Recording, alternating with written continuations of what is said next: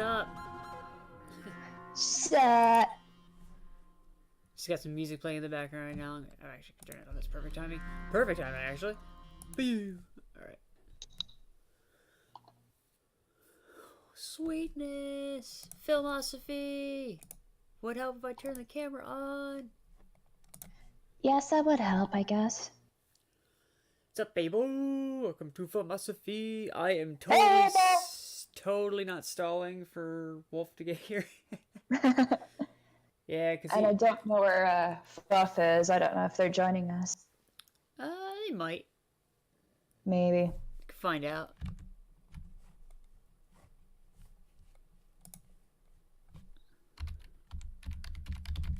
I know it's you. Hey, Captain Jack. Let me angle this so. Here we go, because I know he's going to sit right there. Did we already advertise on pages? I did. I just posted. Okay. Abel was like, oh. Abel was like, I'm already there. Yay. Everything. Yeah, he's going to be, he's on his way. But today's topic for Filmosophy is film adaptations, whether it be video games, books, and how they can be very crappy. Or very good. There are a few. Oh, Mags, this is your first Filmosophy that you've been here. Yes, it is. So, I'm going to do what we did before in the first one. What was the first movie you remember? The first movie I remember? Yeah. What was the first film you remember?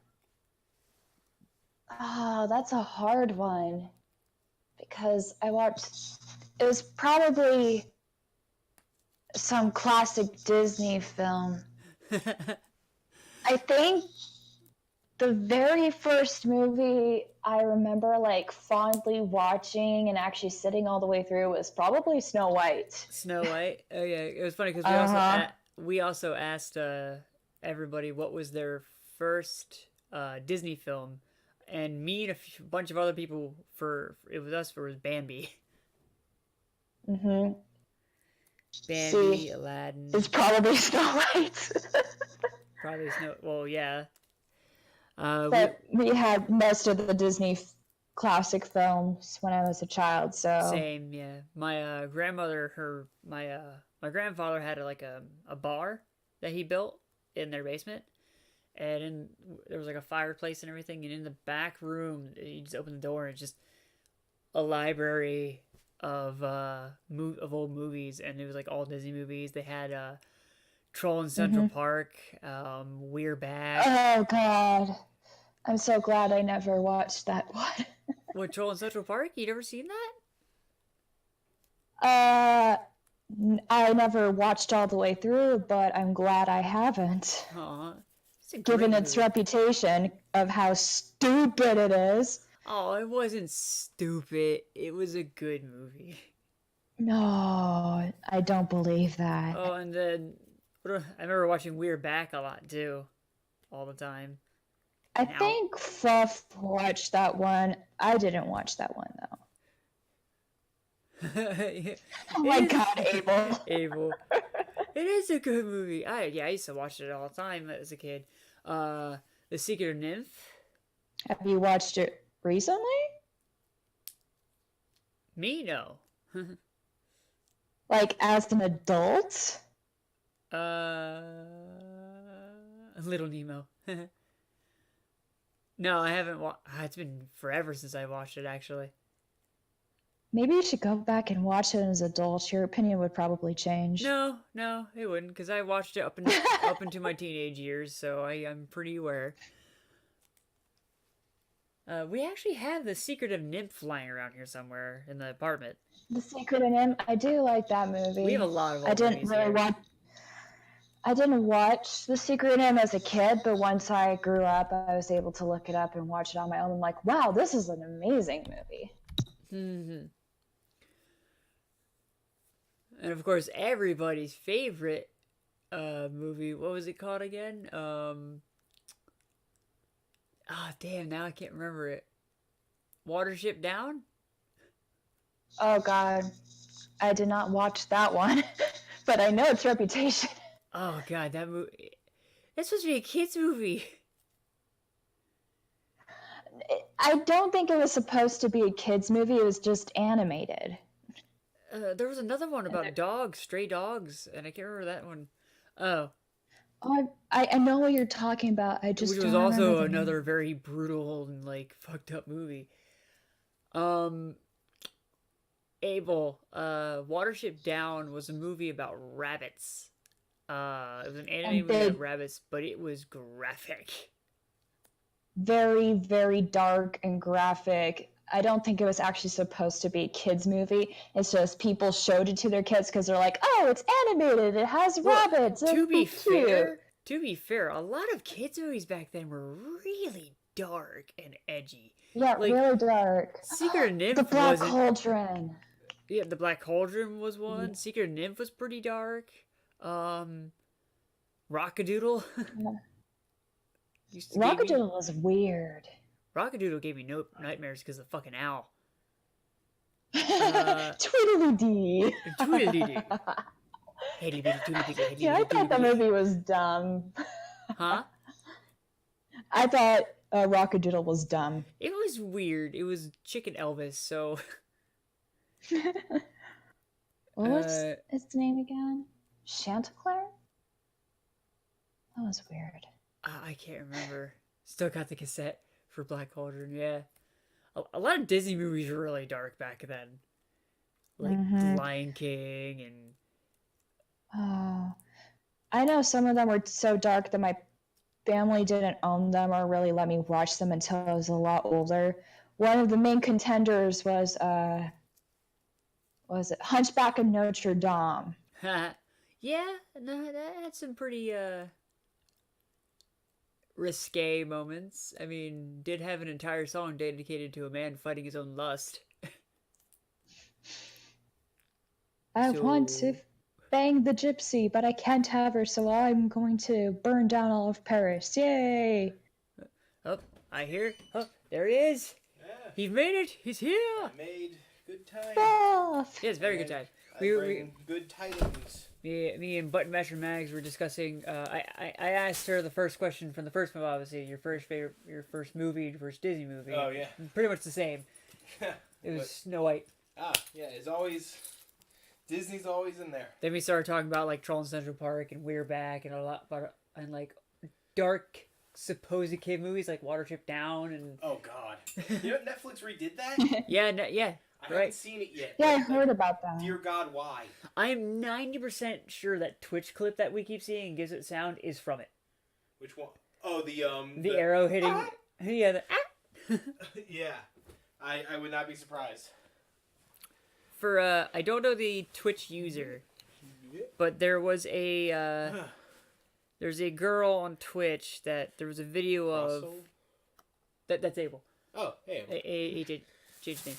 There's like it's an animated version. I'm pretty sure it's Watership Down, but it's the new one, and it's a bunny rabbit hopping on snow, and you see her in the corner of the screen. She's the thing you ever seen. She's like almost crying, and then it gets hit with an arrow.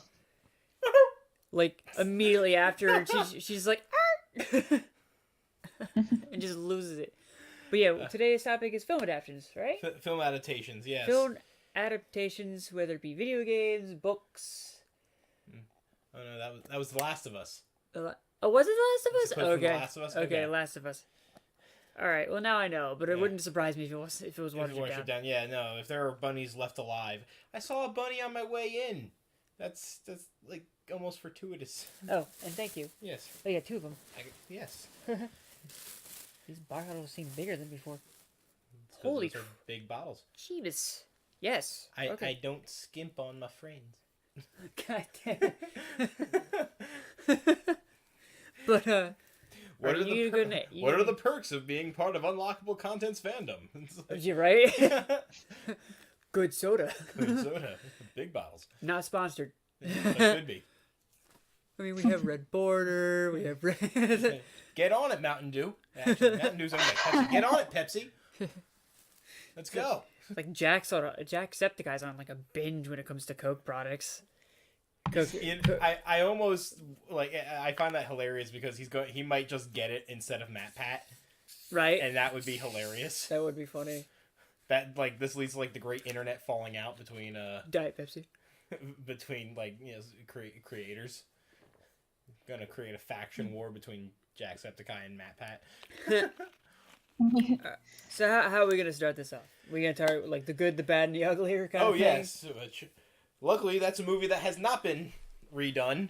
Thankfully. Oh, the good, the bad, and the ugly. Yeah. Somehow the spaghetti westerns have remained untouched. Which Okay with that. yeah, but you'd think that somebody would try to get on that. I mean, they remade True Grit. Yeah, but it was a good remake though. Oh, I love the remake of True Grit. Jeff Bridges can do no wrong, practically. Jeff Bridges. Jeff Bridges. Yeah, if you guys remember Tobushkas. Does that YouTube channel exist anymore? I think the channel is still like functioning for the sake of the videos, but Nothing new. same here on True Grit. Yeah, but have you ever done a side by side comparison though? The original to the remake. For anybody who has seen it. For anybody that knew there was an original. I mean, Well, the original was John Wayne, wasn't it? I do. Yes. Yeah. No, actually, I have not. Yeah. Were you aware that there was an original before Jeff Bridges? Jeff Bridges. Jeff Bridges. No, I actually have not. So part of the reason why I wanted to get in on this was I might do another. Oh, I was aware. Good. Yeah, a lot of people aren't aware of these things. But part of it was, and I'll probably still do a video on this separately later on. But we saw Pet Semetary. Oh yeah. And I'll preface this by saying I actually have not read the book. But in a side-by-side film comparison, the original just works so much better. I heard that this remake was supposed to follow the book a little bit more, but I have not. Trust me, I'm a big John Wayne fan. Not because he's from the state. I grew up watching his movies. A lot of us did, yeah. Yeah. It's funny how people will say that they don't like westerns, and then it's like, oh yeah, how do you feel about John Wayne? And then they go raving about John Wayne. But yeah, back to Pet Semetary.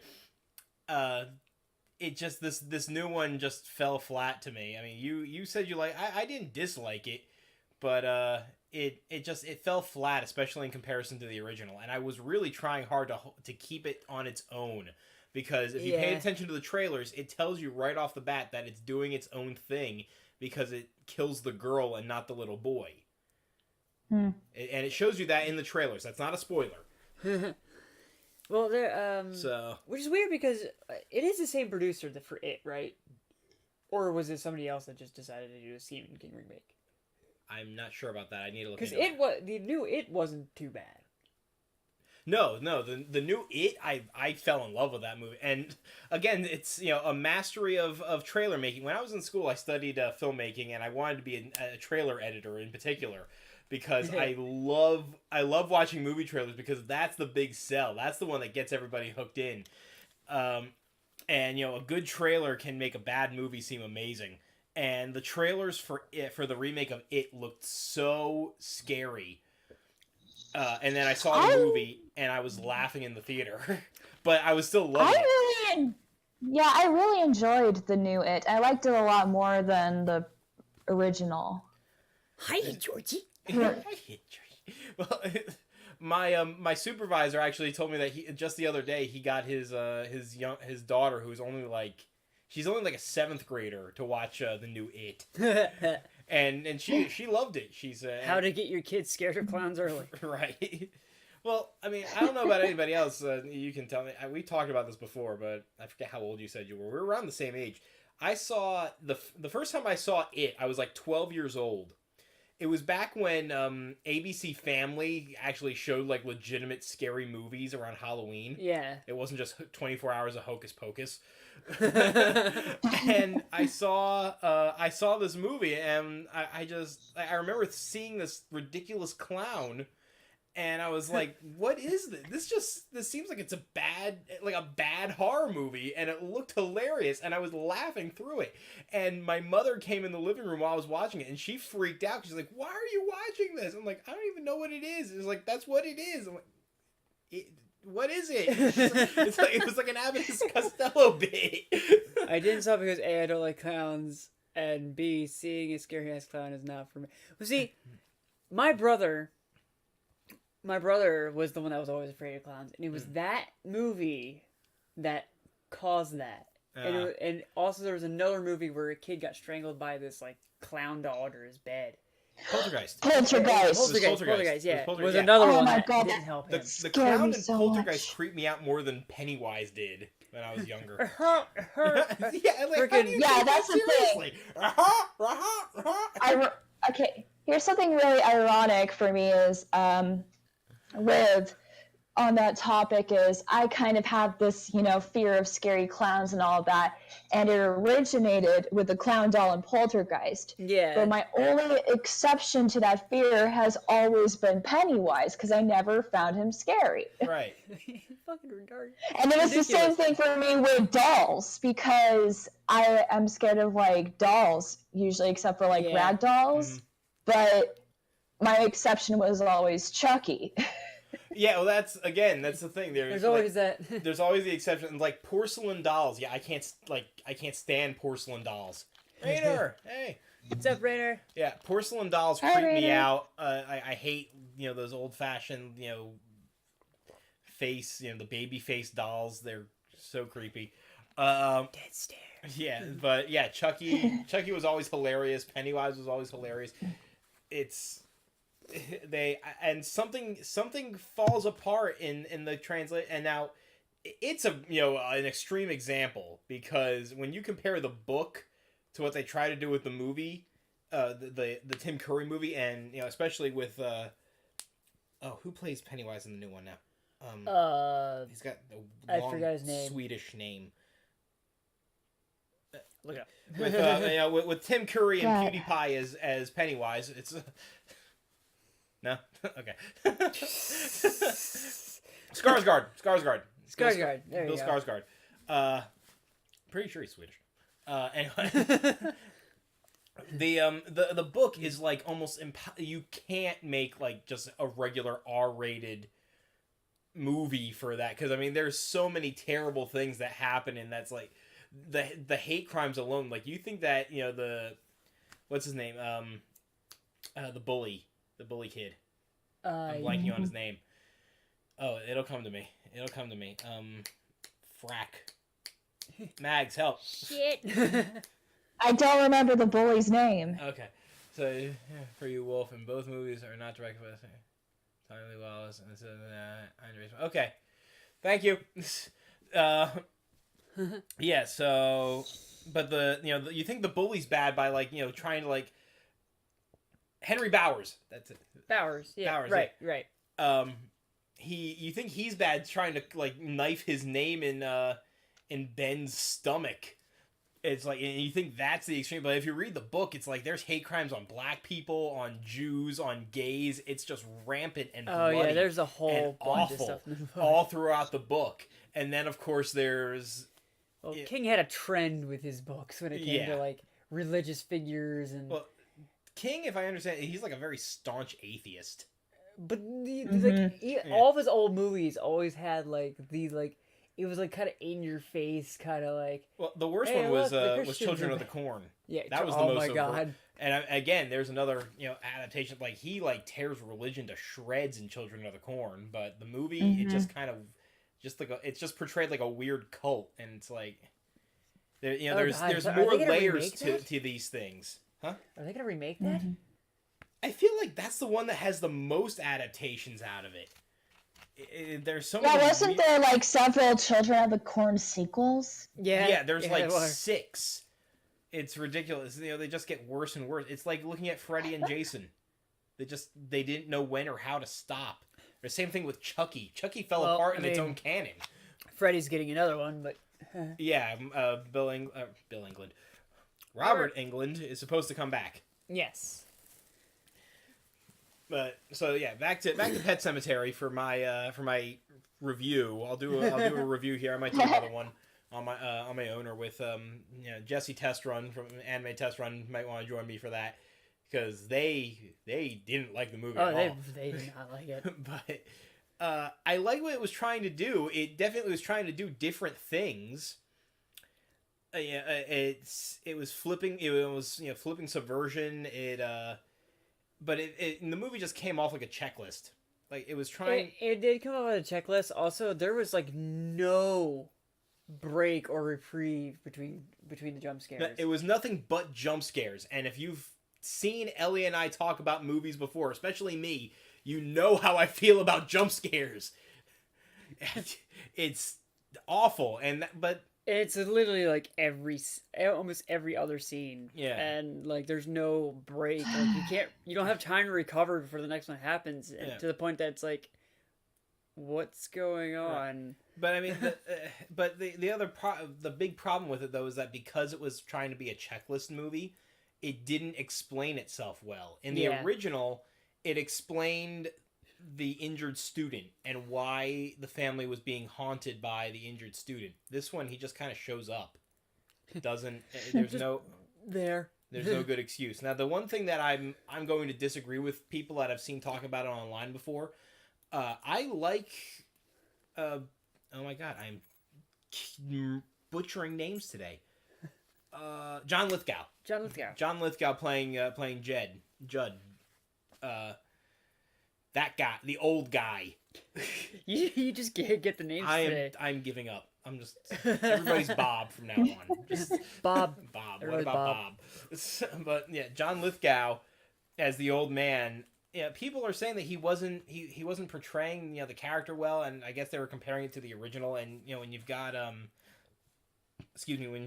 Herman Munster, playing your wholesome backwood countryman. It's a little hard, but John Lithgow has a great presence, and I really enjoyed him in this. I don't think there's ever anything I've seen him in that I've disliked.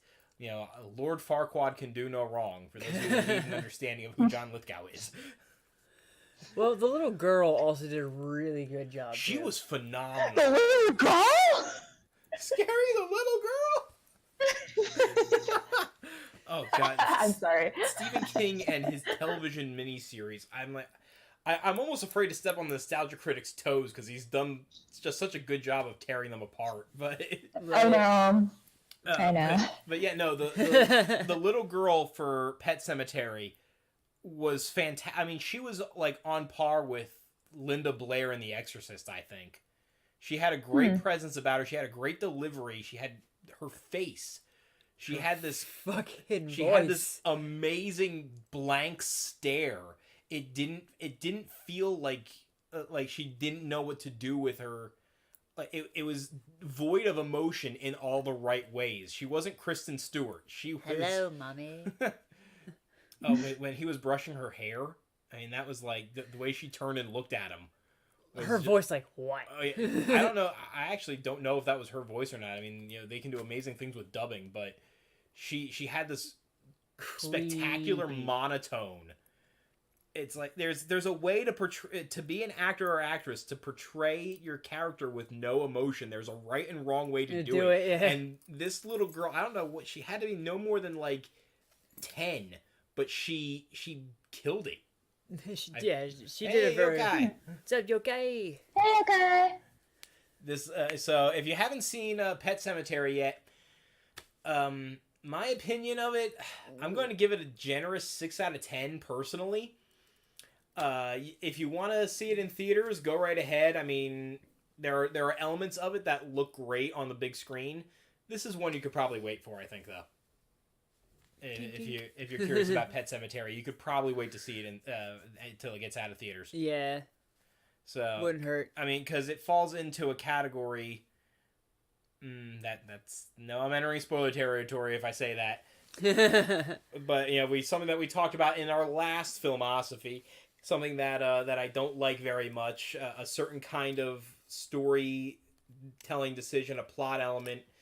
Go back and watch the other Filmosophy if you want to get a hint of it. But this movie falls into that category.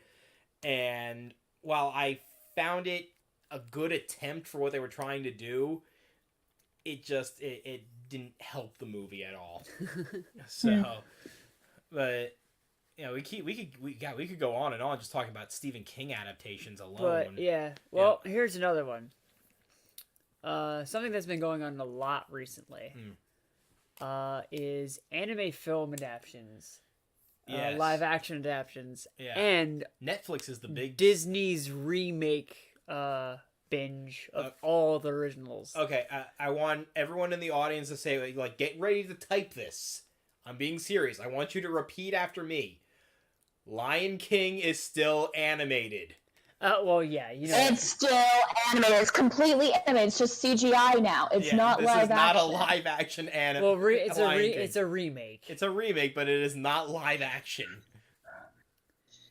And I don't get the hype of creating all these new live action quote remakes of Disney movies when most of it is just CGI anyway. Like Beauty and the Beast was a lot of CGI. The Jungle Book was mostly CGI. Dumbo was mostly CGI. I'm not so sure about this new Aladdin coming up. It just kind of looks weird to me. I'm still kind of about that. You can't replace Genie. The big problem with that for me is that they need to do something more to the face. It just looks like Will Smith going through a genie cutout, and it's like, it's distracting. I know. The teaser trailer for it's like, that's not live action, it's full CGI. Damn yes, yeah, yes. What else was that? It's Disney's profit machine, under the belief that if they make things with real people or make things look more realistic with the CGI, it's adult. And Disney is synonymous with adult entertainment, or mature, and because it's the problem. It's like, we're not letting kids be kids anymore. We got Marvel now. We have to be serious. Yeah, right. And so, did they even put anything out through Touchstone anymore? No. Hello. Oh wow, Touchstone. It was Blue Smurf Avatar. Yeah. For those of you that may not have realized or known, Disney had a company. I don't know if they still exist anymore at this point. I haven't thought about it. Touchstone's not around I haven't anymore. thought about it in forever. Touchstone was a Disney-owned company, and they Fluff. they used Touchstone. Hold on 1 second. I think Fluff's having a little bit of a. Okay. Oh, we'll give it a second. Aren't I always? Oh, it would help if I'm on the right thing. There we go. Yeah, all right. Turn him up a little bit. I couldn't hear him for a second. There we go. Touchstone was Disney's excuse to put out the adult films, so that they could still make their movies, but not have to have it under the Disney logo. And it's like they've completely abandoned that, I think, and now they just go halfway on everything. So with. Sounds like I came in at a perfect time, because I actually have a segue for this. Just a little bit. Right. Okay, Fluff. Yes. It's like when anytime that there's a moderately successful video game franchise, they always feel the need to put out a really shitty live action movie. Oh yeah. Oh. Doom. Yep. No. And it kind of goes back to that, where they're trying to make it seem like, oh, it's a live action movie. We're playing with the big kids now. Instead of rolling with what made the company's core philosophies really fun. Like with the classic Disney films. Video game adaptations. They feel worse than early comic book movies. Honestly, if they ever do a Halo or a Doom movie again, unless it's done by Neil Blomkamp, I ain't watching it. Well, it's funny because you say that, because there is another Doom movie coming out. It looks absolutely fuck awful. I haven't looked into that. I'll need to look into that. Neil Blomkamp still wants to do a Halo. He did all the live action trailers for it. They just all said live David act- Hasselhoff is Nick Fury. Does it? Look, again, As Nick another Fury. one. David Hasselhoff can practically do no wrong. He's one of those people that has just earned his right to show up and be there. I mean, I still laugh at his cameo in the SpongeBob movie.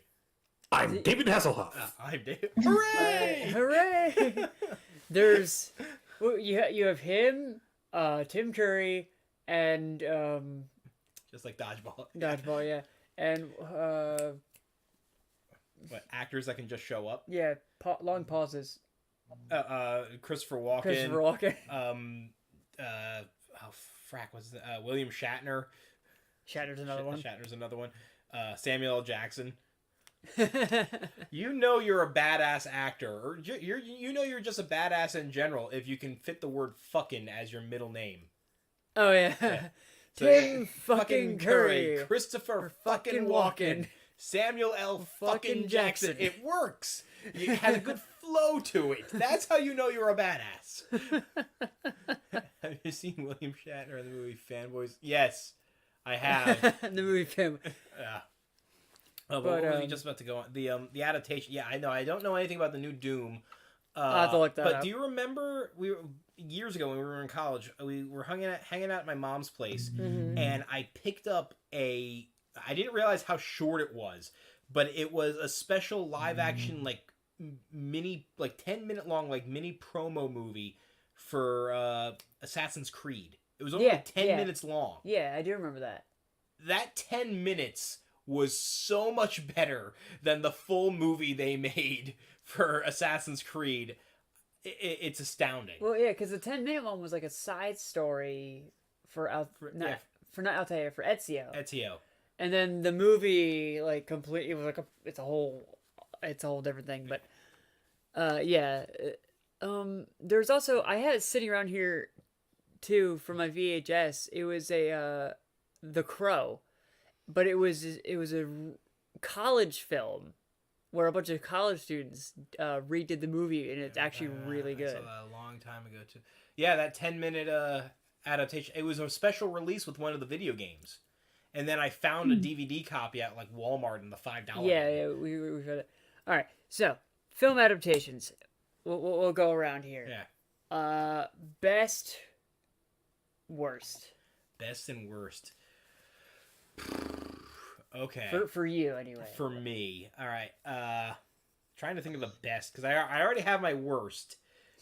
But I'm going to save that. And maybe it's a little unfair to pick this one as the worst, because I think we would all end up agreeing to it. But best adaptation currently, I might give it to the current It for best. Fantastic Four, Roger Corman. The current it was scary. I mean, it had its good creepy moments. I genuinely loved watching it though. I found it funny and scary at the same time, which is, again, he's a clown, he's supposed to be a little funny. But it didn't it brought in other aspects from the book that Tim Curry's version missed. So it was still a well done adaptation. Okay. For one thing, this movie actually had people floating. You float down here. And for the worst adaptation, call it unfair, but I'm gonna give it to Shyamalan's Airbender. Yeah. I'll let everyone in on a secret, because we unfortunately missed doing this last week on April Fool's Day. We were going to. I wanted the plan to be us praising. Oh yeah, for the April Fools, we wanted to the worst movies really ever made. sarcastically praise Airbender as the best Avatar: Last Airbender. But yeah, it's. I mean, just pop in fuck Asian culture. This movie's great. You might think that them casting an almost entirely white cast was whitewashing, but when you consider the fact that it's an Indian director, I like to look at it as multiculturalism. And I love how they decided to change the pronunciation of the names, and made it feel more international. Instead of Aang, it's Ong. Ong. Arrow, it's Sounds like a Eero. noise you make during a bowel You gotta movement. roll the R. And the fact that they made the firebenders unable to produce their own fire, it was clearly a metaphor for the wrongness, the inherent wrongness of playing with fire. It was also probably a reference to the director's erectile dysfunction. which is also reference to the princess of the water tribe with her hairstyle. Oh God. Oh, The pronunciation names piss me off so much. much. Yeah, so, all right. I think for mine, let's see. For best, I have to say, for best film adaptation that I like, something I don't want to say recent.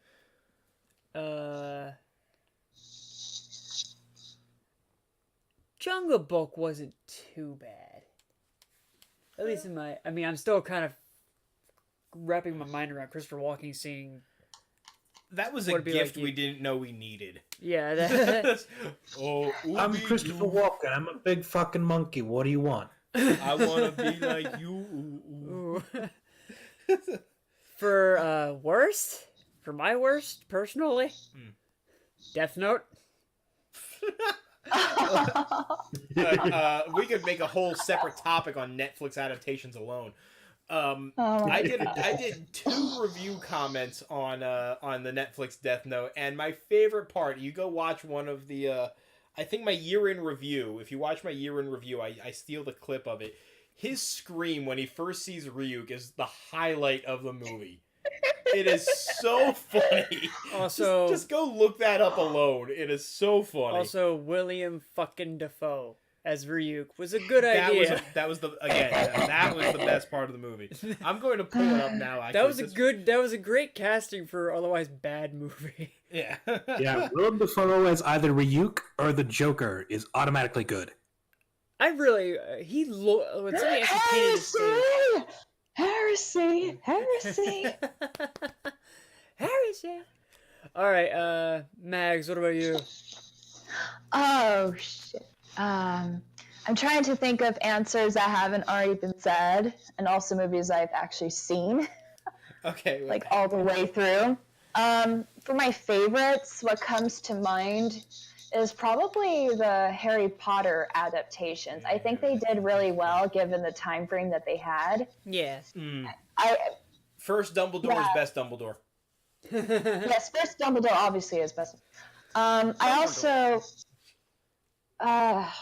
for worst adaptation that I've actually seen, I had something in my mind, but then I forgot as soon as you brought up Avatar. Oh, right. The Lightning Thief, the Percy Jackson movies. That movie was shit. They just ruined everything about the book. They didn't get anything right. I could agree with that. Yeah, no, it wasn't as far as a book adaptation as a standalone movie. I didn't think it was terrible, but when you compare it to the book, it falls apart horribly. I watched it in theaters before I read the books. I was like, this is kind of exciting, and I didn't understand why all my friends around me were so upset. So they led me the books, and I was like, oh. I actually, I went to see that movie. I went to see the movie in the theaters with my sister, and I got the entire theater rolling in laughter because you know what's his name? The Centaur is James Bond. It's in position and cry. And I was like, there was like when they introduced his character as the guy in the wheelchair, but he was a Chiron. What that was his name, Chiron. His character's name was Chiron. And I was like, and there was like a nice quiet pause in one of the scenes, and I was like, Bond, James Bond. I'm also a centaur.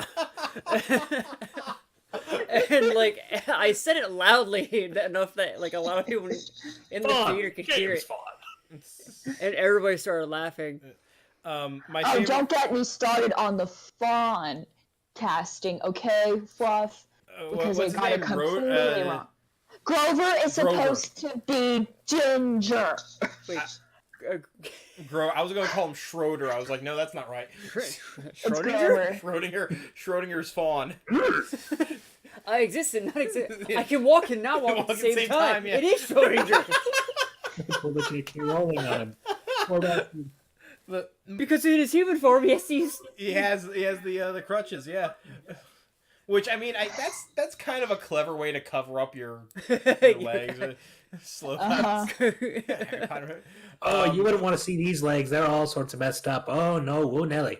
Whoa, But my favorite part of the Percy Jackson movie had to be Charlize Theron's line about "Son of Poseidon, I used to date your daddy," and I just burst out laughing. So I'm like, "Is that what we're calling it?" For anybody that knows their Greek mythology, if that's what we're calling it, there's some big issues there. Yeah, right.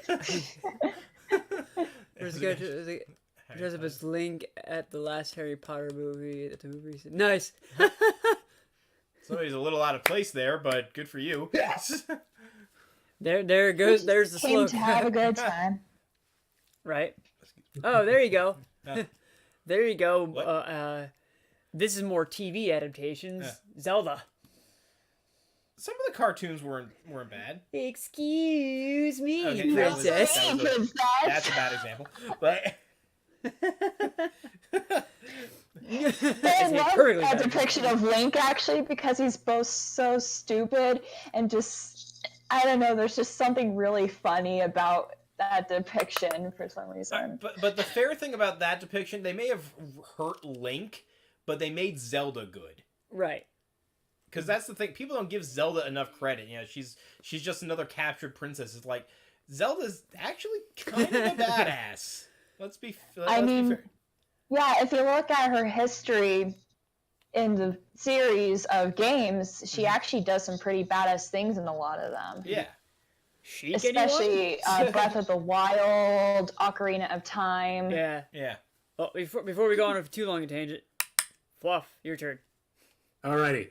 So, going back to Netflix adaptations, my favorite adaptation of a property probably has to be Netflix Castlevania.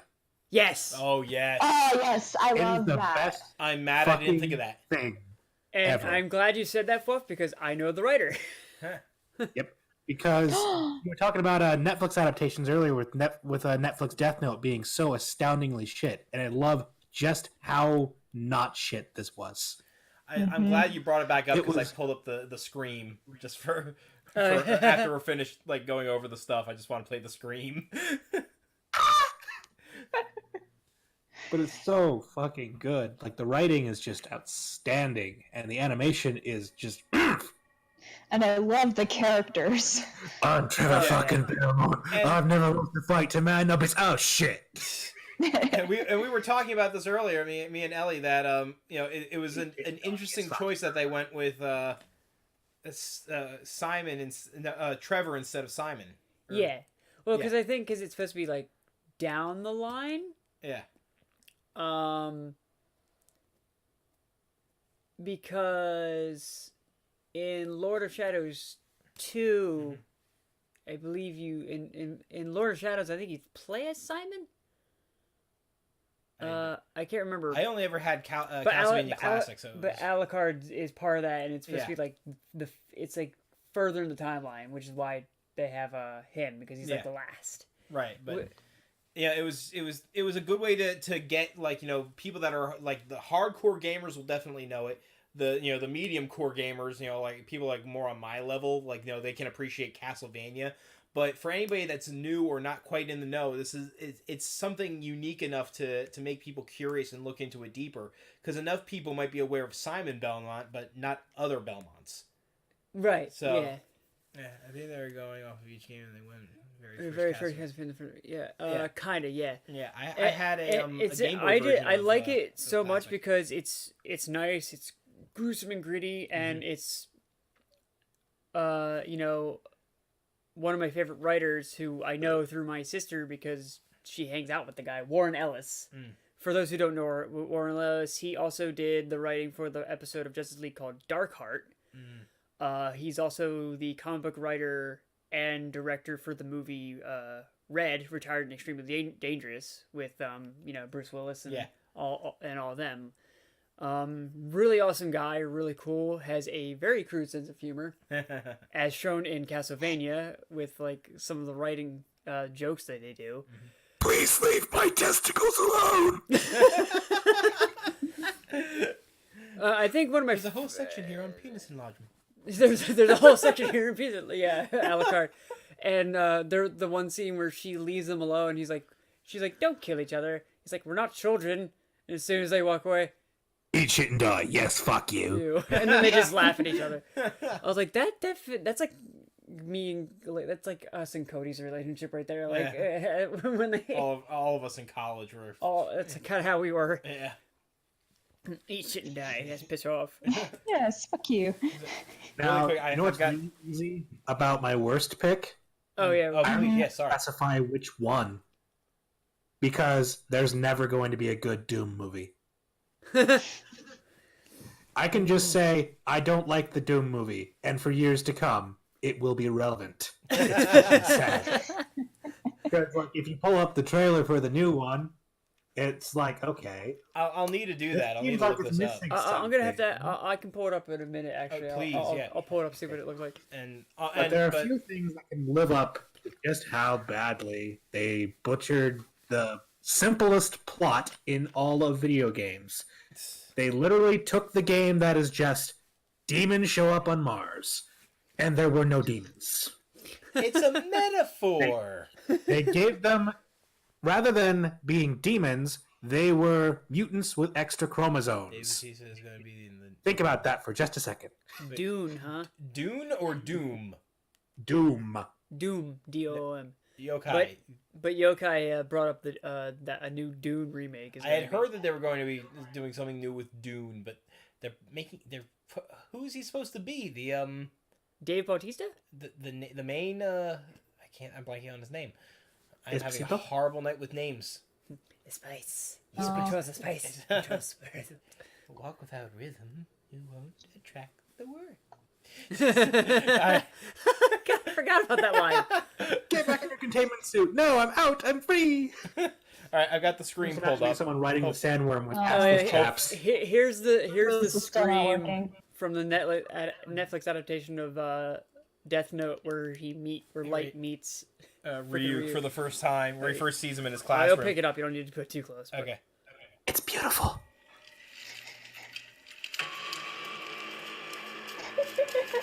Just hear the music. Just watch it. Yeah, I'm watching it.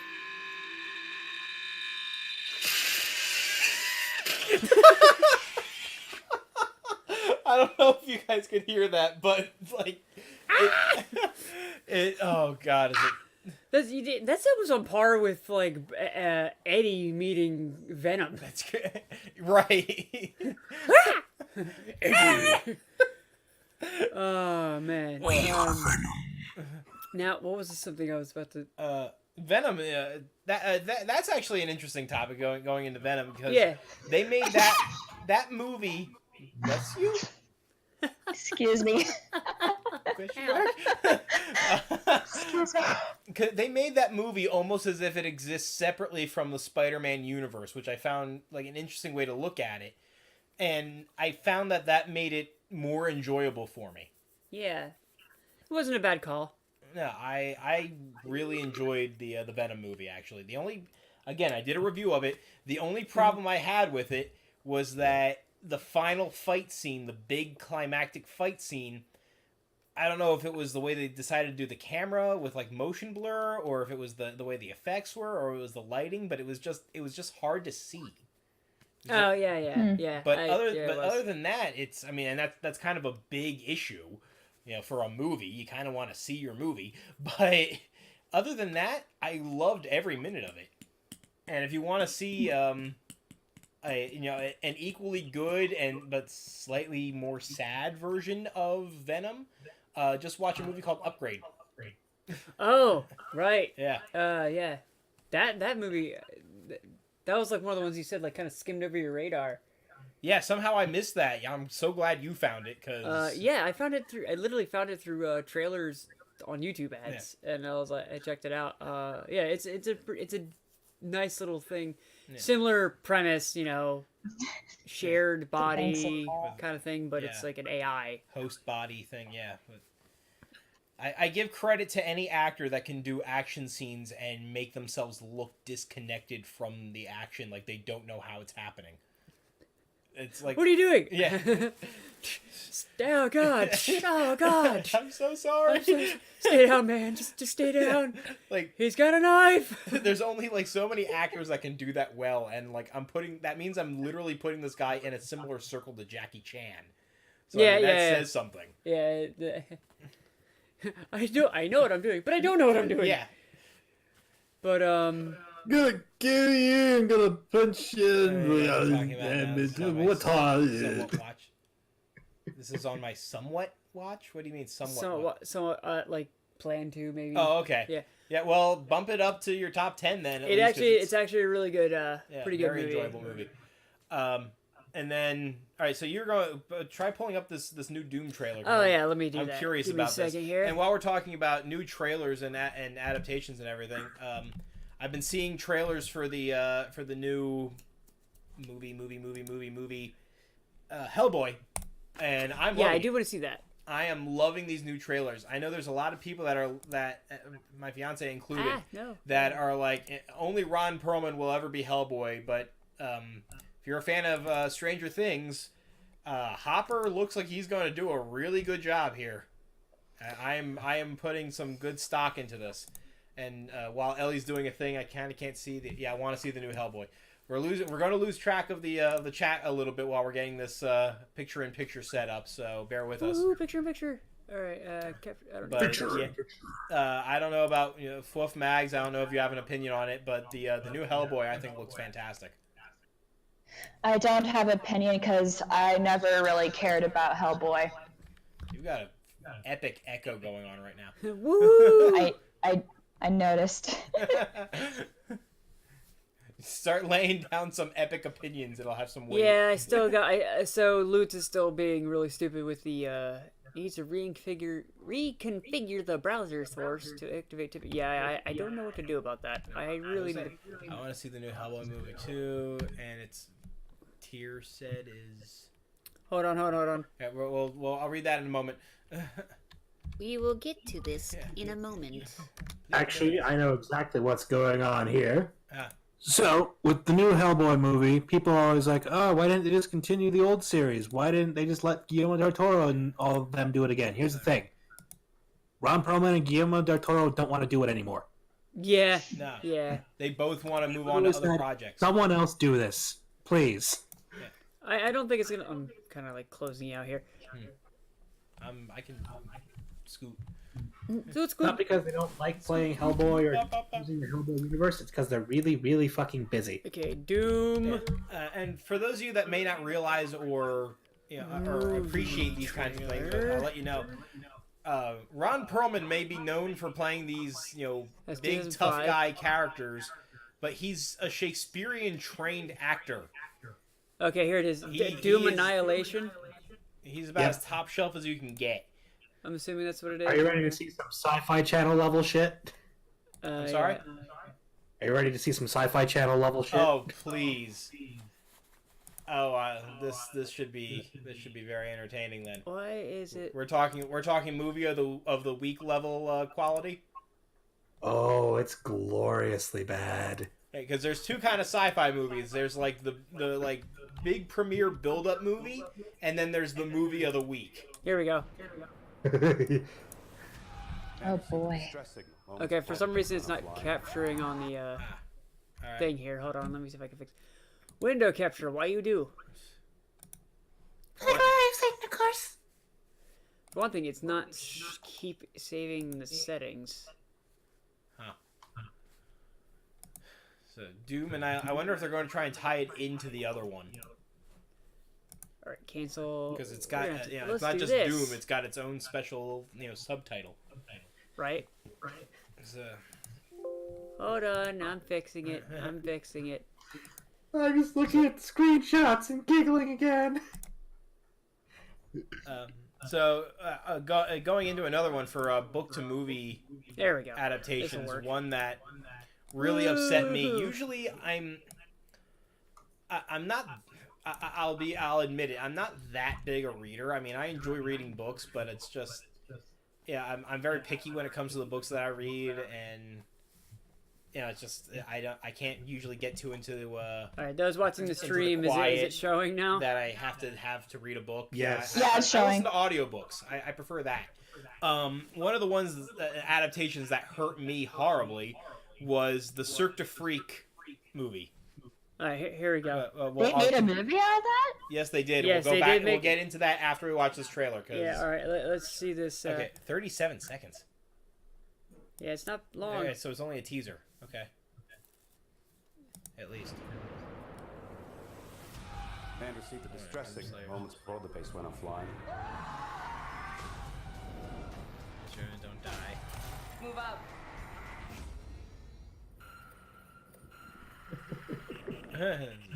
Your mission, don't die. What is going on? Oh my Oh, those god. Wait, how is she holding her guns?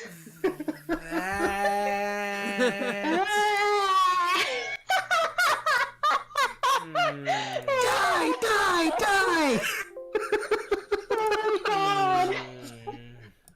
What the hell kind of movie trailer is this? Yeah, That's called a teaser. That means that there's more to look at.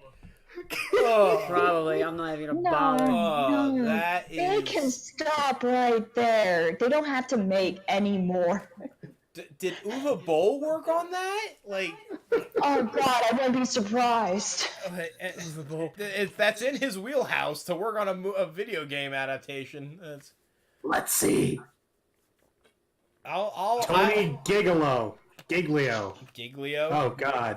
That name, Giglio. Giglio. Deuce Bigelow made this movie. He was a male gigolo. Deuce Bigelow, Doom be the Giglio. Oh God. I will probably, if I can make the time work, I will probably endure this torture for all of your sake to do a review. Wait, hold the fuck up. Hold the fuck up. Huh. I'm looking at the cast listing, Yes. and one of the characters in this new Doom adaptation is named Joanne Dark. Why? Hold the fuck up. Are they trying to throw in a Perfect Dark reboot into a fucking Doom movie? Oh my god. What? That's weird. Why are they playing around with old Rareware properties instead of, I don't know, fucking Doom My back just guy? cracked. That was. Oh, join if you want. Yeah. My back just cracked. That's the best part of this Doom trailer right now. It made me, about to, like, fuck nope out and crack my back. Oh, Oh, hell no. that's also like Perfect Dark. Oh my god, I haven't played that in forever. Jeez. Here's one that we're torn on. Ultraviolet. I thought it was okay. Same. I was lean more on the weird. could have been better.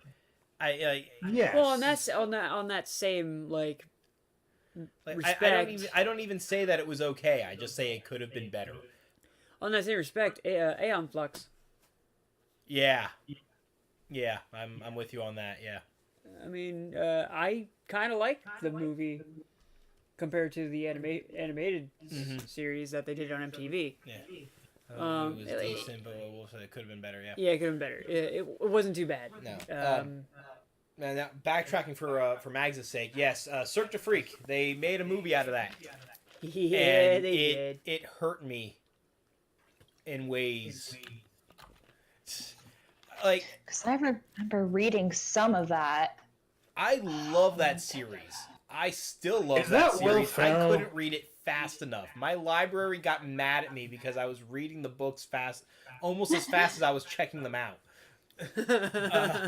But yeah, the casting was really interesting. They got John C. Reilly to play Mr. Cripsley, which I found a very interesting choice, and he actually. They got a better love story. but here's the funny thing about it. They threw in a love story in the first movie. There was no love story in the first book. Oh, that's one of my biggest pet peeves. Unnecessary romance. Yeah, they invented a character. They invented a character called Monkey Girl. Completely unnecessary. There was no appeal to her at all. And what happens is later in the book series, there's actually a romance element in like the 6th or 7th book, where he meets this girl as his body starts maturing because the vampirism in him slowed his aging down. So his body eventually started going through this like weird latent puberty thing, and it was actually a very interesting dynamic because he was growing up and she was like a certain age, and then they separated and got back together later, and like the book made it very interesting. Monkey Girl, no, you were completely unnecessary. But that being said, John C. Reilly actually did a very interesting portrayal for Mr. Cripsley, and again, another actor. She doesn't I don't even think look I've ever like a monkey. disliked. Huh? She doesn't even look like a monkey. She has a tail. That's it. That's her. You know who else has a tail? The government. Well, you just remind me of another thing. The Vampire's Apprentice. Or a sorcerer's apprentice. Sorcerer's No. Apprentice? No. Well, that's So there's the Vampire's name- Assistant. Vampire's Assistant, thank you, sorry. That's the name of the book.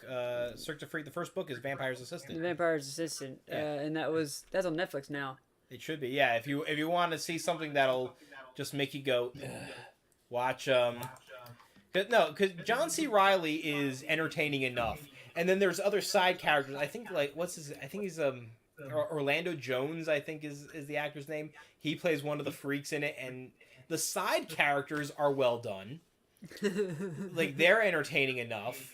And between John C. Reilly as Mr. Cripsley, the guy that they have to play and then the side characters, Mr. Tall, Mr. Teeny, they're entertaining enough on the side. So if you have Netflix, I'd say this is worth watching. Yeah. So, eh. If you like pain. Are you not entertained? Oh, we'll probably end up suffering through the, issue. My grandmother God rest, had an expression. It was called if you said something and then someone immediately sneezed, you sneezed on the truth. That made it real. So. There you go. Right, there you go. There we go. It's I like Mags pain. approved. There's your...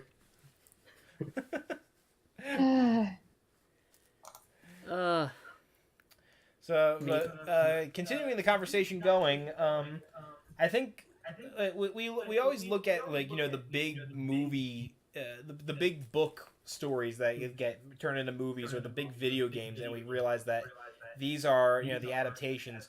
But I feel like because of the popularity of them and how frequently they're coming out, we're losing sight of the fact that, and I think we talked about this a bit last time, how the comic books are, the movies are also just adaptations, and how many things get lost in translation in those, and how unfortunate it is that we've got slews.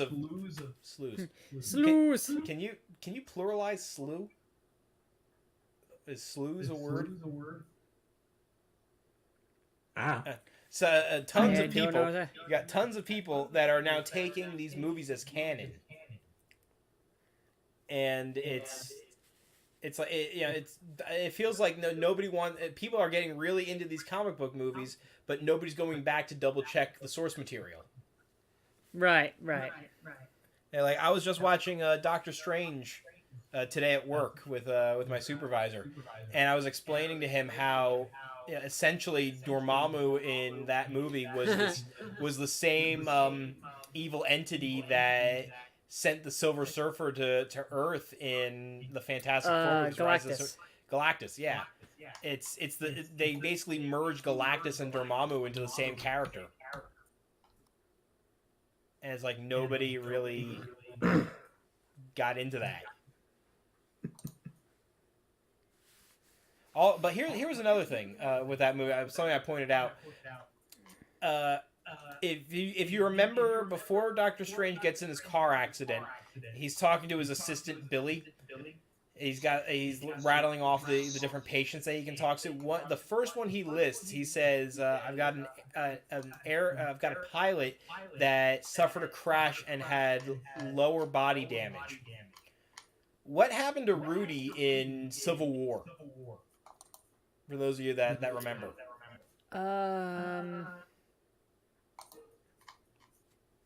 Bueller? I actually don't know. To be honest, I'm just blanking on that.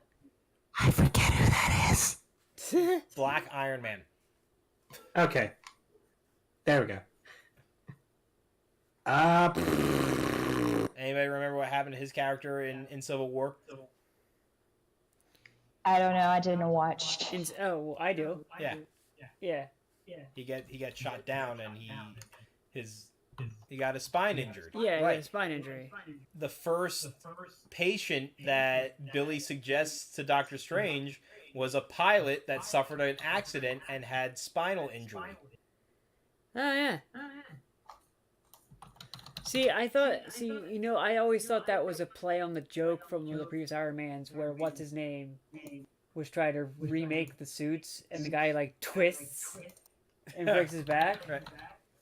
Oh crap! I didn't think of that. Yeah, I didn't even consider. I'm not saying that it's true, but it's like it's just something that clicked with me today, just today. So I'm like, I wonder if that was like a way to try and like just more blend the movies together. I'm like, that was like we both just had to pause the movie and stop and think about It's it. like, wait a minute. Yeah, hold on a second there. Oh yeah, the Marvel movies have been doing a good job because they've been building up for like 9-10 years now of making sure everything's interwoven. Right. So for anybody that has the means to go back and watch Doctor Strange, pay attention to that part and think if it pay attention to see if it really does mesh that way. I could be way off base here, but I think it sounded right. Yeah, it would make perfect sense. All right, you guys keep talking. I'm gonna try and fix this thing because I think I figured it out. Hold on. Now somebody got to double check the times. Did Civil War come out before Doctor Strange? Yeah. Yes. Yeah, Yes, it did. Yes. Had It did. to. So yeah. Doctor Strange was very recent. Civil War yeah. was really not. So yeah, that could be one of those sneaky attempts to slip something in. We've lost the visual side of the stream, so bear with us. Yeah. Sorry, I am actually currently fixing. Yeah, sorry. Everything is like very echoey for me right now, so be patient with me. I'm hearing reverb on my voice too, so it's all good. Oh, apparently I was off base. Huh? Let's see. Copy. Let me just check something. Off base on what?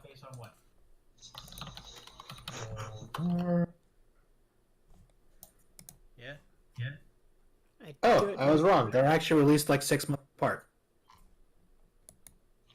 But Civil War was first. Yes. All right. It was released in May, and then Doctor Strange was. It was later that year. But so that still could have been connected dialogue because that would have would make sense because Doctor Strange Iron Man, but Tony would have wanted the best doctor he could have gotten for him. And the way that the stories work out is that Steven was the best doctor you could get. So that makes some sense if it does work out that way. Yeah. It's probably done very intentionally. Came out like literal stones apart. Yeah. Yeah. So the only flaw in this theory is that by the end of Civil War we see Rudy with the mechanical legs to help him walk. Right. Of course, you gotta also remember that there's a lot of time fuckery. True. So, taking anything as linear when Doctor Strange is involved is only going to result in a headache. Yeah. I've seen 1 billion timelines. Only win in one of them. Yeah. Oh, that's good. All right. I actually think I have actually fixed the loot problem. Yay! Try again. Let's see. I looked it up and I found out what the issue is and why it was giving everybody that Hold on, I'm doing a test of the overlay. See if it's Okay. working. Make sure that get that going. There we go. Oh yeah. Okay, test is working. Yay. Sweet. Wee! People can give us free money now. Roots. Let me just resize that. Let me just resize that so it's. There we go. Okay. But thank you everybody for Yes. for those who do that for us. Yes, thank you. It's only a couple cents per, commercial advert that you guys post for us, but hey, it builds up. It adds up. We can buy packs of gum. Yay! Not in this economy, we can't. That juicy No, fruit no. will treat Right, itself. right. That juicy fruit. We, Juicy we can fruit. afford chiclets. Chiclets, Chiclets. Chiclets. bubble tape. Bubble. I think we might be able to buy one cucumber. So at least one of us will be entertained. Ellie still owes me a soda. I bought that. But you gave it to me. Now I'm giving it back. Yeah. Regifting.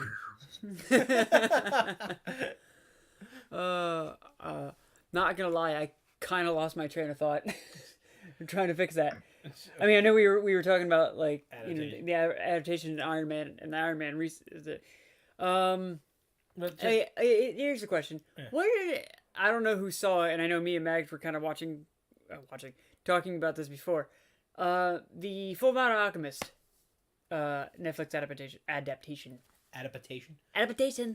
Potato. just keep making Third up words service. stream to stream. Shell thief. Shillelagh. Shillelagh. Wait, Hey, there it they is. made a Netflix adaptation of that? Yes. There was- Full Metal Alchemist. Yes. yes, it was not terrible. Beans. Beans. Bullshit. Thank you for the beans. Yes, the Netflix adaptation. The best part, again, it was kind of like a checklist thing. It's like they knew what the anime fans were going to expect to see, so it was like they tried to just. They didn't overload it, but they were trying to just cram in like every. And all like the main stuff. Yeah. Right?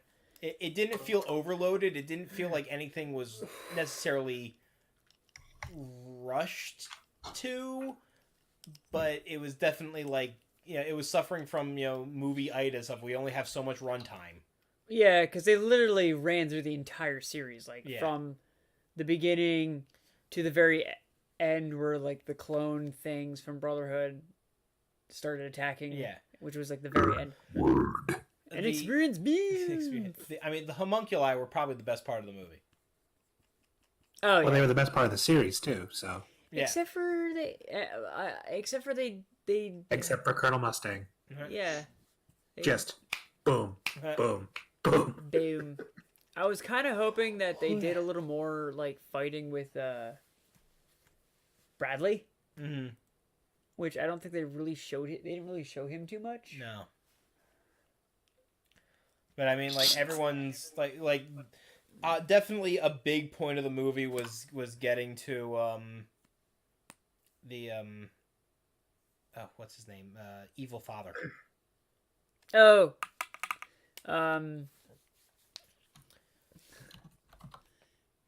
Braid. Girl Dog. Braid. That was a big part of it. Her dad. Nina? Nina's dad, yeah. Yeah. And the fact that he didn't get killed by Scar, and they just kind of brought him back as like the main evil Yeah. lead before he kind of the hubris got him. Yeah.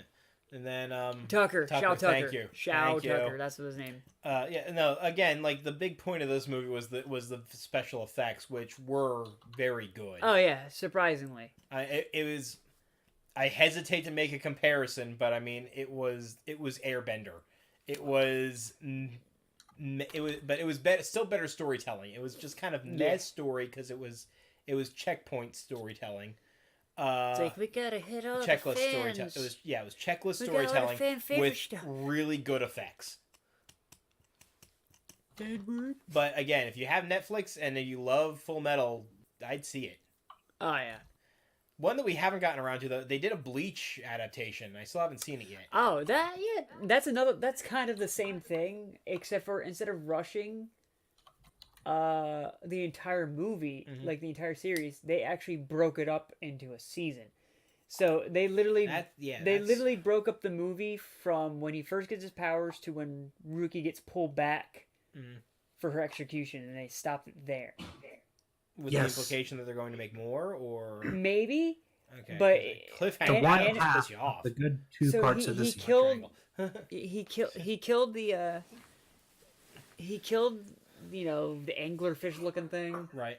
that killed his mom, which was like half midway to the first season, and they also introduced Ishta, so they kind of like folded 2 seasons together because that didn't happen till later. But You gotta be careful with what you're talking about because I haven't watched that very far into Full Metal Alchemist Brotherhood yet.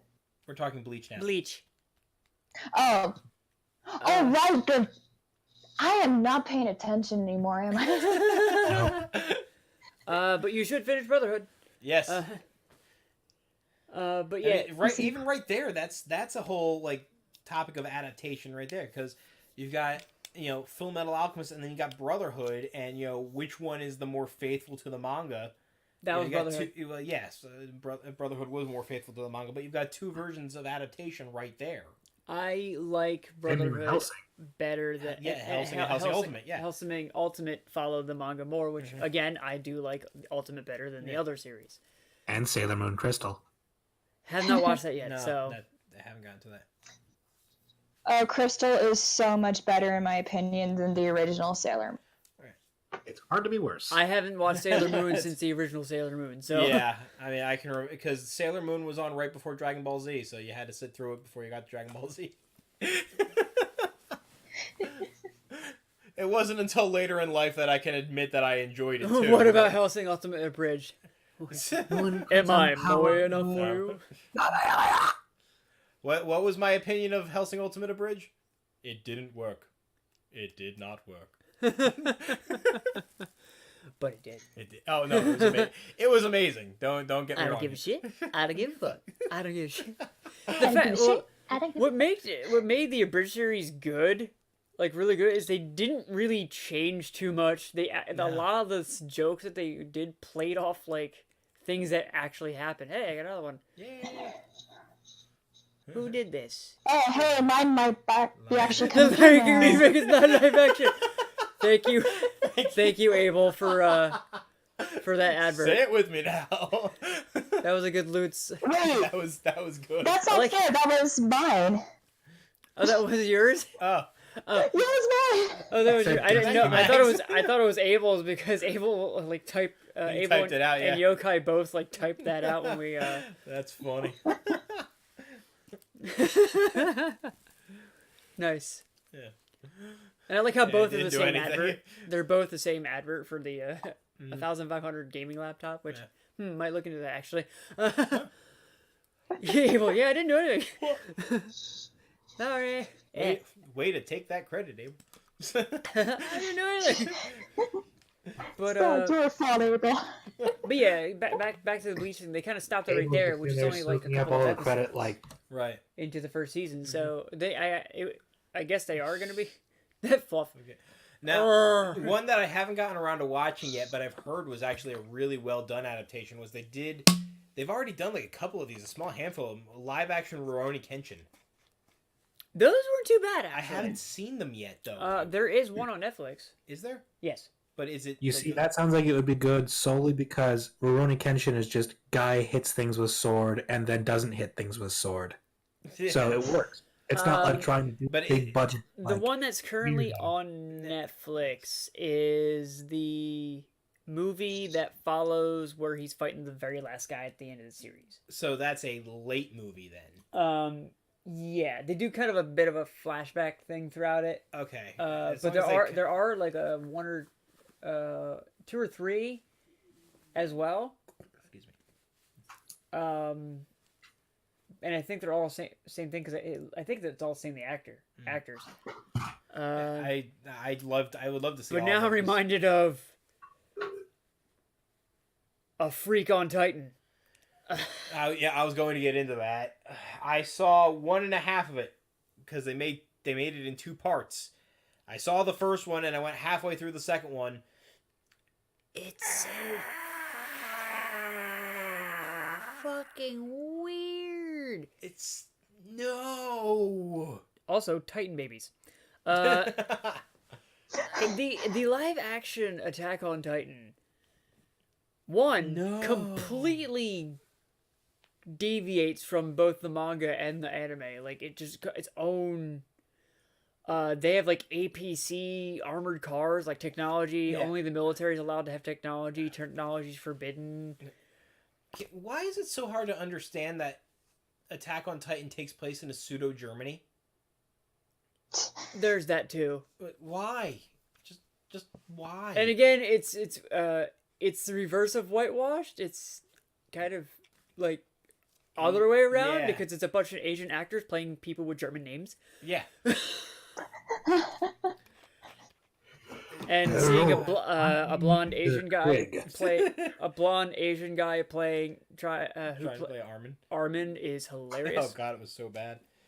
And then like the way that they And the actual Asian yeah.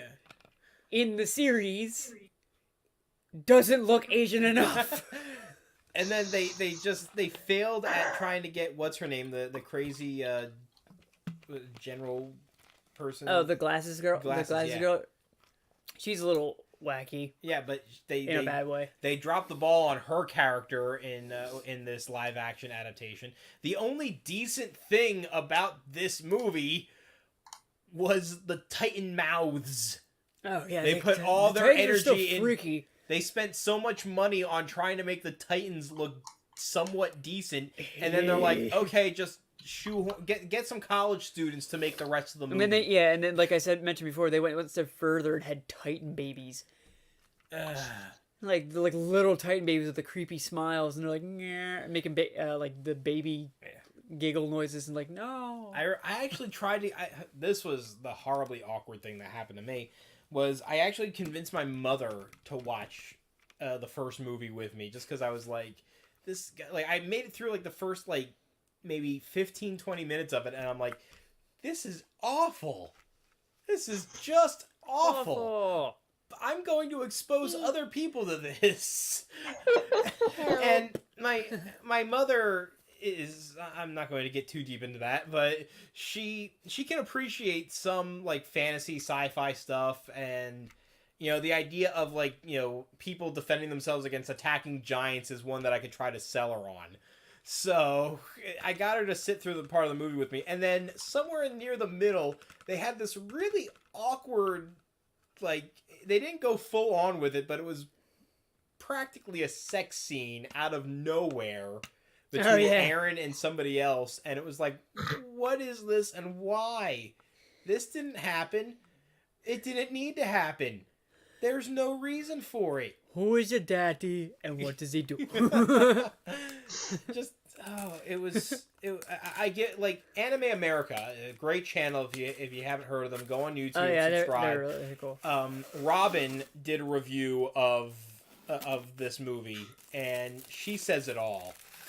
It's like, yeah, she pointed out like, when she found out that there was a part 2, she went nuts. When I found out there was a part 2, I almost died. And then like they're still making more. How? Why? Money? I don't know. Talk about missing the mark of your target audience. It's like everybody like, yeah, and it has they literally it was, you know what, it was literally like Avatar, like how they changed the entire story, where the whole reason for things happening wasn't about the war with the Fire Nation. It was because it was all about the spirit world, and that something was off balance with the spirit world, which was not the reason for everything happening. No. So I'm noticing something watching the trailer for this. All of the Titans have really badly photoshopped red eyes. Oh, yeah, they do. Mm-hmm. Not even like an attempt was made. They just Well, turned the this is like red the whole. on the RGB slider all the way up, and that was it. Well, this was like the whole thing that I thought that I had a conversation with somebody before. Like, it amazes me when it comes to animated movies, like CGI movies. For example, Final Fantasy Advent Children, or more recently, Final Fantasy Kingsglaive, where they're at this point that you can't really tell the difference if it's animated or real people. I've walked in and out of the room while I was watching those several times, and I've been like, I've had to stop and Like second when look. it comes to that, Japan, especially even just like video game cutscenes where they make like everything's like really awesome, but they can't do Spirit within. special effects for live action movies worth a damn. Yeah. It's like, how That's can you do because so that's well with done in CG but such a then way. fail at it? Yeah. See, the reason why it doesn't work as well with live action movies as it does with pure animated movies is because you have to composite it in a way where it realistically interacts with real people. That is true. The uncanny valley is a hard trek to make through. But it, Yeah, but it's like, like King Kong 2005 Yeah. looked fucking great for what it was for Yeah. the time. Yeah. But when you look at like some of the effects, you can very much tell that Anne is just sitting there in a green screen hand. yeah. I mean, the same thing happens with Lord of the Rings too. But True. But it always comes across like watching any live action Japanese film where it just like they seem to be stuck in like the Power Ranger phase where all the effects are just not even CG, just special effects in general are like just really cheesy and like overly dramatic. You know what's funny? Just talking about like cheesy effects. My coworker today, we were talking about movies. He apparently had never seen Kung Fu Hustle, and that movie is just full of really cheap, cheesy looking effects. Oh yeah. But you know when it's done, when they're done badly in the right way and it works for your movie. I mean, obviously this is intentional with a comedy. like Kung Fury. Yeah. I love Kung Fu Hustle. Yeah, Kung Fu Hustle was fantastic. Shaolin Soccer. It's the same guy, Stephen Chow.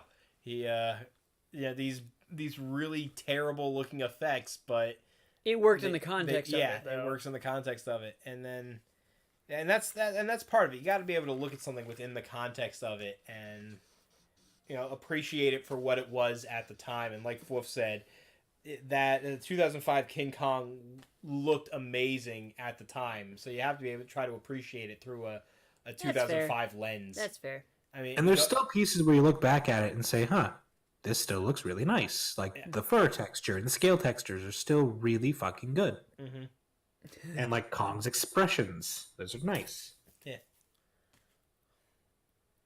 Then what was it? I watched Neverending Story not that long ago, actually. And I'll tell you, like, the flying scenes are a little hard to watch, but when Falcor is just like chilling on the ground and you're interacting, I'm like, yeah, it's a giant sock puppet, but it was still like so well put together that you can allow yourself to enter a suspension of disbelief and believe that this is the dragon in front of you. And then somebody on Facebook posts a photo about Falcor with the skin removed. Oh god. It's horrifying puppet material. Well, something went horribly wrong as they tried making more and more movies, and like by the third one, Falcor just looks so derp that it's like Oh yeah. Oh yeah. it was like somehow they turned Patrick Star into a luck dragon. It was just like Diddy Whirl. Diddy Whirl. Oh my god. Fluff, if you want something entertaining to watch, though, since you were looking up the Attack on Titan live action, I don't know who did the marketing for this, but they made a whole bunch of car commercials in conjunction with advertising the Attack I saw on Titan. those. You saw those? Yes. Yeah, those. Like, I'd rather sit through all of those than watch the actual movie. Yeah. And then for a good case of situation reversal. For those of us that have been trying to forget, allow me to remind you, Dragon Ball Evolution. You know where that movie did really well? Japan. They genuinely thought it was a parody. People in Japan went into that movie believing it was a parody and loved it. And I'm going to use that as a segue. Ghost in the Shell. Did a review of it. No, not Dragon Ball Evolution. I genuinely like God, Ghost in the Shell. Yes, Dragon Ball Evolution. I genuinely did like the Ghost in the Shell adaptation. I did too, and again, we did a review of it. The only problem that I had with Ghost in the Shell was that they kind of made it with this expectation that you had some foreknowledge. Kinda. Because a lot of people have watched the original animated movies, and there was a lot of, like, throwbacks to that. Like, the fighting in the water scene at the beginning of the movie was the very first episode, the very beginning of that movie. Yeah. And, like, a whole bunch of other... But no, overall... I mean, they changed some things, but yeah. Overall, it looked and felt like Ghost in the Shell. Mm-hmm. And, you know, one of my favorite things, there's this great video. We watched it, I think you and I watched it. They went around and they were interviewing... Oh, yeah. People from Japan. They were interviewing people from Japan about how they felt about the casting. And everyone they talked to said that she looked the part. They loved the way she looked and they were getting excited for it. Yeah, they and had then no problem. they explained to all of these Asian people that the white people were upset over the casting and all the Asian people were confused. Yeah, So the guy went in throughout, like, Tokyo and everything, and he's asking about... Because a lot of people over here, like, the anime fans were complaining, oh, she's, Scarlett Johansson, she's white, she can't play. It wasn't even the anime fans. It was just, like... yeah. It was people looking for a soapbox to stand on. Yeah, It was like, and then, you know who really liked the casting? Asians. And, like, they're like, yeah, well, she could totally do it, yeah. And But she yeah, did. like Wolf was saying, that they look very confused, like, why? Yeah. It's like, you know who tends to get most offended over racial-based casting? White people. White people. Yeah. Usually named Karen. People like I remember I tried doing a bit on when I was doing stand-up. There was a movie that came out a couple of years back, the what was it, Exodus, like Gods and Men, or it was the one with Christian Bale. Oh. The Exodus movie. Oh, right. Is that the one where and it came out around Christmas time when that movie came out. And I tried making a whole thing about it when I was doing stand-up, like, you know, what's with this, you know, this everybody was making a fuss over white people being cast for these Egyptian, you know, Middle Eastern characters. Yeah. And I was like, hey, where's the people getting upset over the story of Passover being released at Christmas?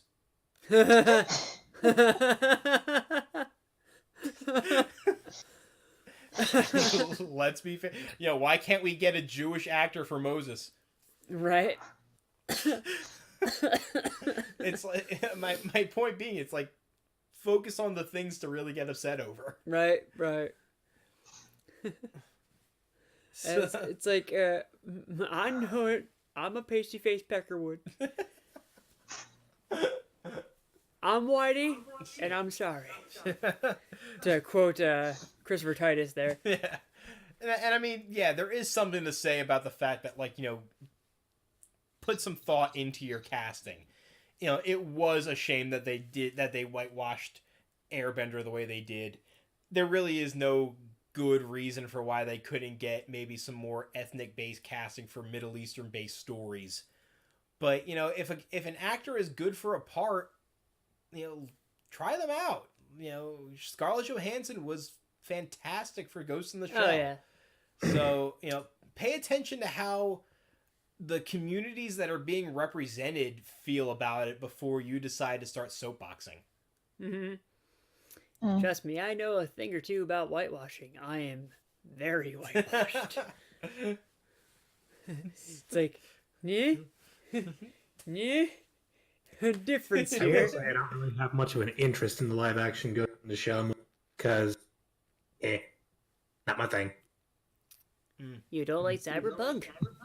I do like cyberpunk. But I do not tend to like live action adaptations of cartoons. They tend to have that weird disconnect for me. It wasn't too bad. That's fair. For Ghost in the Shell, actually wasn't too bad. It's like one of those things. Like it's good as a movie. Like It's kind of like how all the Batman movies kind of look like Batman is kind of waddling. Florida Especially like the George Clooney ones. Dear God. What about a Mighty Max live action film. is that happening? Is that a thing? Mighty Max live action. Yeah, I don't know how I feel about that. Yeah. Is that actually like? No, I'm just asking. Okay. You scared me there for a moment, yokai. If it's done You know, right. Yeah, if we it's need done biker right. mice from Mars. Wait, what? Biker mice from Mars. Biker mice from- I thought it was biker cats. I think they No, had both. that was SWAT cats. Yeah, SWAT cats. Oh, SWAT cats. There were I SWAT do cats, remember biker mice from Mars, the Teenage Mutant Ninja Turtles, Street Sharks, and Sharks. I was then just the about to say Street extreme Sharks. dinosaurs. I would love to see a live action Street Sharks. That would I would go into that expecting it to be bad and probably end up loving it. Toxic Avengers. Well,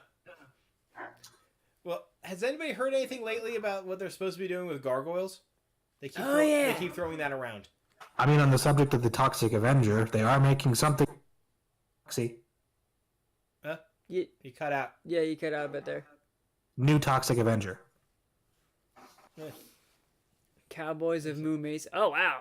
I'm apparently in a minority. I actually really enjoyed the Cowboys. Cowboys of Moo Mesa. Yeah, I don't know Yeah. about Cowboys of Moo Mesa. The theme song was badass. I don't care what anybody says. Oh, there. If we're gonna go on that nostalgia trip, the GI Joe movies. As I fall back out of screen. Those they disappointed. Yeah. I'm glad they Pork chop sandwiches. pork chop sandwiches. What was I just about to say? Fuck. Okay. No. All right. Now I remember. All right. Hopefully I'm not alone in this. Who live action? Yeah, you didn't know they made those?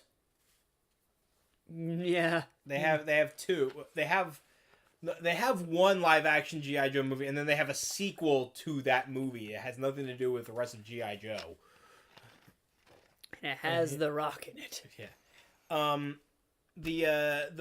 The movie version that they made of Land of the Lost, the one with Will Ferrell. Oh. Okay. Now, Yeah. here's something that I might be in a minority of this. I didn't realize until later in life. I grew up on Nickelodeon's Land of the Lost. Yeah. I didn't realize that there was actually a version before that, Mm-hmm. which is what the Will Ferrell movie was based on. So when I saw what they were doing with this Will Ferrell movie, I was like, "What the fuck did they do to my my Nickelodeon show?" Yeah.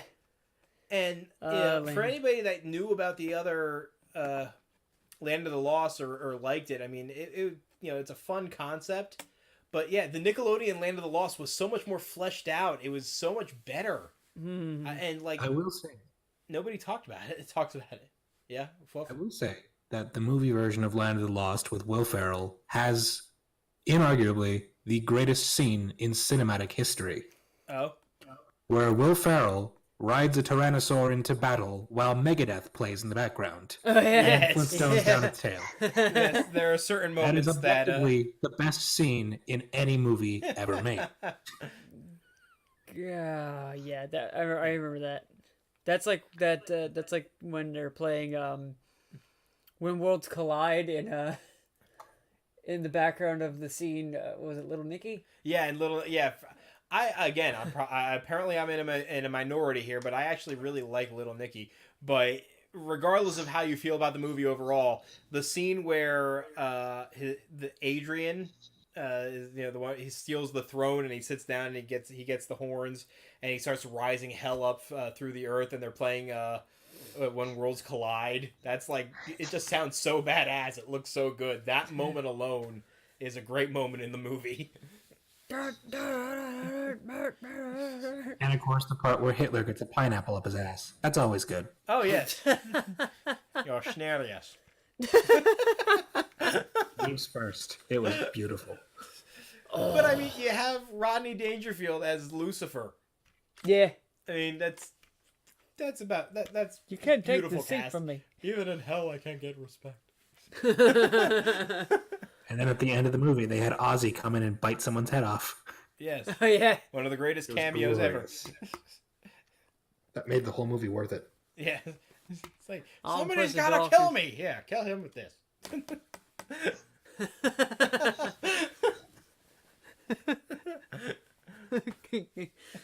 Get me with this. Where are we at? 142? Okay. I think we could probably close it off here. I love Little Nicky. Yes, Little Nicky. Oh, Great movie. okay. Huh? No, Max was agreeing with me. Oh, okay. Okay. Yeah. It's So, like, okay. so Yeah. for a closeout, for a last minute closeout, we're talking about adaptations. I'd like us to finish off here with two of the same movie, an original and a remake, and ones that we recommend people look at for a side by side comparison. And I'm going to talk about one of my favorite movies, my father's favorite movie in particular. Mel Brooks' The Producers, the original and the remake. That's all right. We made a meme off of that. The original, I think it was a 60s version, and then his remake with Matthew Broderick and Nathan Lane, which is based off of his stage show adaptation of his movie. Because convoluted. Yeah. So, I mean, look at that checker pattern. We went from movie to stage show to movie. So if you haven't seen both of those, I recommend for a very interesting thought experiment to look at them side by side and see how you feel about them. And after you've done that, go back to this stream when we upload it to YouTube and leave your opinion in the comment section below. So that's my movie. So Ellie, you have one for a side by side comparison? No, you were talking about like the movie to show, and the first thing that popped in my head was Battleship, the board game based off the movie based off the board game, That's the convoluted shit. which the movie had nothing to do with the original concept of the board game. No. They made it about aliens attacking? It Yeah. was like, oh god, who? But I say side by side for comparison. I'm not sure, to be honest. For that, honestly, it would be mine. Yeah, no, that's a great one. You got Harry. Stephen King, it the original versus the new. Yeah. So, fourth Mags? Ellie took mine. Oh, sorry. Because that's like one of the only real things where I've watched both the original and the remake Oh, there for you go. things. Well, then, But one that I do want to do eventually, because it's along the same lines of the producers, is Little Shop of Horrors. yes, actually, Because the there is original a- Little Shop of Horrors was very, very different, but then they made a stage production of it that changed a lot of things, and then they made a movie based off of the stage production. Yes. Yep. Yeah, no, that's a great example. Yeah. Because I think the original one for that was black and white, wasn't it? Yeah, it was black and white, and the real villain of Share more. the real villain of the original movie was more like I think I read about it was the real villain was more of Seymour's smoking habits. Oh, yeah. But but definitely if you're going to compare those two, watch the original theatrical ending, not the cheesy happy ending. When with all the plants taking over. Yeah, because that's what's supposed to happen. Yeah, that's a very entertaining ending too. I do not like the happy ending at all. It's bad. I also have a movie that is actually 3 different movies. The Thing. Oh yeah. Yes. Oh, yeah. Okay, there is something. I forgot about that. Actually, we referenced that in the very very first Filmosophy ever, the jump scare video with me and my friend Jeff. He references the different adaptations of the Thing. Yeah. So yeah, that's a great one. Because you have each variation of the Thing is very much a product of its time. Because you have the original 50s movie, which is based off of the old novella, but whatever. Yes. And that's basically just like oh, look, there's a scary monster guy walking around that has an anti-war message. Your basic stock 50s movie. Yes. Yep. And then the Thing from 1982 perfectly represents all of the best things in 80s horror. It has wonderful practical effects. The pacing and the atmosphere are just fucking wonderfully isolated and chilling. And then the new one was ruined by unnecessary CGI. I couldn't say any of that better myself. I completely agree. Also trying to over-explain how, like, the creature can, like, copy organic materials, but can't copy like non-organic materials. like but that doesn't make sense because it can copy clothing. Yeah. So do they have organic clothing? I mean, clothes are usually made of cotton. After the 80s version, just stop. Just watch the first two. Just watch that one and the 80s version. Boom. They're eating her. Now they're gonna eat me. Oh my god. And then bringing up Dawn of the Dead, comparing those two, that's a perfect. The original was a mark on consumerism and the invention of malls and what it was doing to society and as a whole, and the remake was just a zombie movie. Yeah. Now, one that I find in hell, the dead will walk the earth. I find interesting though is that they started with the zombie remake saga with Dawn of the Dead, but they completely skip over Night of the Living Dead, which is arguably the starting point altogether. Yeah. And what a lot of people fail to recognize about Night of the Living Dead is that it's a movie about race relations. I actually have somewhere a poster signed by all the cast members of the original 2004 Dawn of the Dead. Oh. They're signed to my sister Bunny, but she gave that to me, and I need to figure out where that went to. Now. Yes. It's somewhere in my poster. Oh wait, I know exactly where it is. Hold on. Momentos, por favor. Careful in the kitchen. I heard about what happened earlier. It doesn't need clean up. Okay, good. It's in here somewhere. Give me a second. We had an accident earlier today, but everything's good. Come on. Are we making mess? I'll be cleaning up. Yes, while Ellie is taking care of this. Yes, so I'll say thank you for... Motherfuckers. Huh? What? There's ants all over this box. Oh, jeez. We gotta spray the stuff again. Yes, we do. So check out those comparison stories. We'd like to thank you for joining us for this stream tonight. We know it's later than we've had it prior. It's going to be... Oh, that is so cool. So it's got my attention. There it is. Oh, that's the way you end a stream right there. By making everyone so envious. Trying to line it up correctly. Yeah. That's cool. That is so Yep, sweet. It has they're all they have, let's see, Dawn Forever, to Bunny from Watch Your Neck. Yeah. Steven. Yeah, Steven. To was it Butchie? Butchie, yeah. Butchie, Harley's Rule. Yeah. Flyboy. They're coming for you. Ouch. AKA Machete. Oh. They each have little sign things. Oh, that is sweet. You know, There's a little bit of blood. A little bit of blood there. But I did my best to take care of this as much as possible. It was sitting under a bunch of stuff.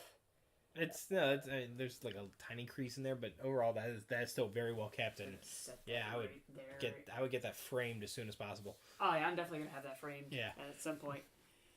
So, but yes, thank you for joining us this week, and once we get this uploaded to YouTube, make sure you give us your comments. If you want to give us a topic to discuss for a future upcoming, please let us know.